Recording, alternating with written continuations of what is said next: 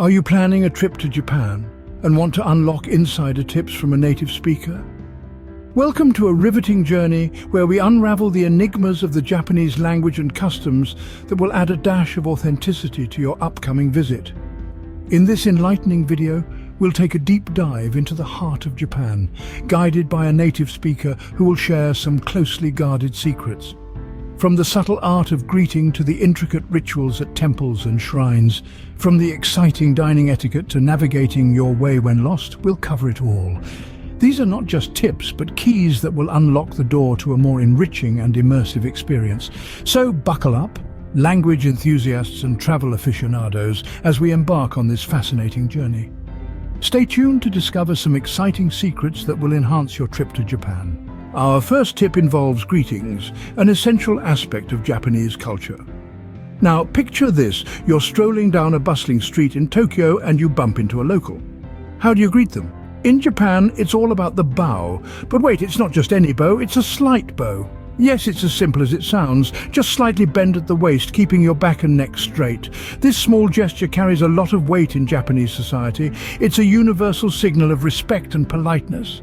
And respect, as you may already know, is a cornerstone of Japanese culture. You can use this greeting in all sorts of situations. Whether you're meeting someone for the first time, thanking your sushi chef, or saying goodbye to your newfound friends, a slight bow is always appreciated. It's a versatile gesture, really, and it will help you blend in with the locals. Let's illustrate this with a typical Japanese conversation. Imagine you're entering a shop. The shopkeeper greets you with "Irashimasu," which translates to "Welcome to the store." Your response? A slight bow and a friendly "Konnichiwa" or "Hello." It's that simple. You've just shown respect to the shopkeeper, and I guarantee they'll appreciate it. It's fascinating, isn't it? How such a small gesture can hold so much meaning. But that's the beauty of Japanese culture. Every action, every word, every bow is a testament to their deep-rooted appreciation for respect and politeness. So next time you're in Japan, don't forget this tip. Embrace the slight bow. Use it freely and frequently. It's your key to unlocking a deeper understanding of the Japanese way of life. It's more than just a greeting. It's a way to show appreciation, to show respect, and to connect with the people around you on a level that goes beyond words. Remember, a slight bow can go a long way in showing respect in Japan. For the spiritual explorers among you, our next tip is crucial. Imagine you're stepping onto the hallowed grounds of a temple or shrine, a place that has been a spiritual sanctuary for centuries. The air is filled with the gentle scent of incense and the hushed whispers of prayers. There's a sense of tranquility that instantly envelops you, and you want to ensure you're showing the utmost respect. How do you do this? Well, let me paint you a picture. You're at the entrance and there's a purification fountain nearby. This is your first step. Approach the fountain and you'll find ladles there. Pick one up. You're about to participate in a ritual known as Temizu, a ceremonial act of purification. First, hold the ladle with your right hand and pour water over your left hand. Then switch, holding the ladle with your left hand to cleanse your right. Now you'll want to pour water into your left hand again. Cup your hand and bring it to your mouth to rinse. Remember, it's important not to drink the water or bring the ladle directly to your lips. After rinsing, allow the remaining water to run down the handle of the ladle to purify it. This ritual is a symbolic act of purifying your heart and mind before entering the sacred space. It's a beautiful tradition, steeped in centuries of respect and reverence. And you, as a visitor, get to be a part of this timeless ritual. It's a small act, but it speaks volumes about respect and understanding. It shows that you're not just a tourist, but someone who appreciates and respects the culture and traditions of the land you're visiting. So when visiting a shrine or temple, remember to cleanse your hands and mouth to show your respect. Hungry for more tips? Let's dive into the culinary world of Japan. In Japan, dining is an art form steeped in tradition and etiquette. One of the most interesting customs you'll encounter is the tradition of noodle slurping. Yes, you heard it right, slurping. In many Western cultures, slurping might be considered rude, but in Japan it's a whole different story. Imagine this: You're sitting in a traditional Japanese restaurant, a steaming bowl of ramen in front of you.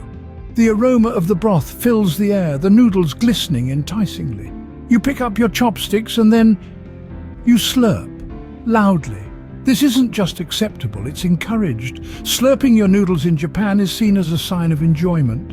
It's a way of expressing to the chef that you're relishing the meal they've prepared. It's also a practical measure. Japanese noodles, whether they're ramen, soba or udon, are typically served hot. Slurping helps to cool the noodles, just enough to eat without rushing. But how do you slurp exactly? Well, don't worry, it's not rocket science. Simply scoop up a few noodles with your chopsticks, lift them to your mouth, and inhale the noodles along with some air. The sound you make is the slurp. It might feel strange at first, but with a little practice, you'll get the hang of it.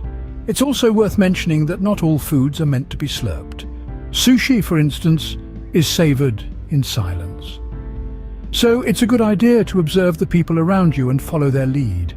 In conclusion, when you're dining in Japan, embrace the slurp. It's a part of the experience, a tradition that's as much about appreciating the flavor of the food as it is about showing respect for the chef's skills. So next time you're in a Japanese restaurant, don't be shy, slurp away. It's a compliment to the chef. Our final tip will come in handy when you find yourself lost in the bustling streets of Japan. In Japan, getting lost can be an adventure in itself. But when you've run out of breadcrumbs to trace your path back, what do? Well, you ask for help. It's as simple as that. Don't let language barriers or unfamiliarity deter you from seeking assistance. The Japanese are renowned for their hospitality and willingness to help.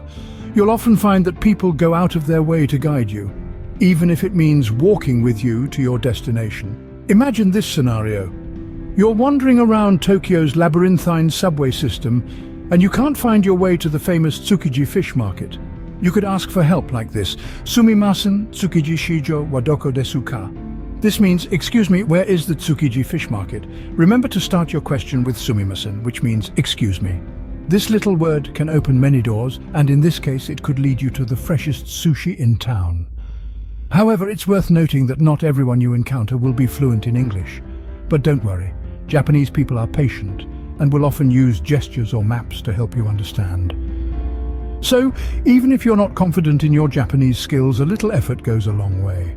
In Japan, there's a saying, on the road you are everybody's child. This reflects the collective spirit of the Japanese people and their readiness to assist those in need. So don't be shy. Reach out, ask for help. You'll not only find your way, but you'll also experience the warm, welcoming nature of the Japanese people firsthand. So whether you're trying to find a hidden sushi joint or you're lost in translation, remember, it's okay to ask for help. You're not alone on your journey. The Japanese are with you, ready to lend a helping hand. Never hesitate to ask for help. Japanese people are always ready to assist. There you have it, insider tips to help you navigate your way around Japan. Let's quickly recap what we've learned today. A simple bow can go a long way in showing respect and politeness when greeting someone. It's the first step to making a good impression. When visiting a temple or shrine, remember to cleanse your hands and mouth at the purification fountain. It's a small but significant gesture that will enhance your spiritual experience. When dining at a traditional Japanese restaurant, slurping your noodles is not only acceptable, but is also a sign that you're enjoying your meal. So go ahead, slurp away. And if you ever find yourself lost in the maze of streets, don't hesitate to ask for help. The Japanese are known for their hospitality and will gladly assist you. By following these tips, you'll be able to immerse yourself in the rich culture and customs of Japan. Thanks for watching. Remember to subscribe to our channel for more travel tips and insights.